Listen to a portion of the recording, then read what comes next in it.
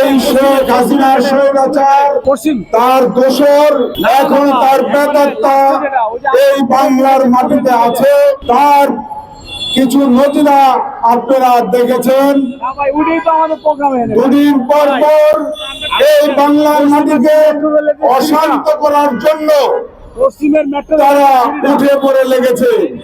আজকে সচিবালয়ের মধ্যে যে আগুন, যে অরাজকতা সৃষ্টি করেছে, তার মূল কারণ হলো সেই প্রেতাত্মাদের যে আমল নামা, সেই আমল নামাকে মুছে ফেলার জন্য, তা নষ্ট করার জন্য আজকে আমাদের স্থানীয় সরকার মন্ত্রণালয়ের গুরুত্বপূর্ণ নথিপত্র পড়ার জন্যই এই ষড়যন্ত্র।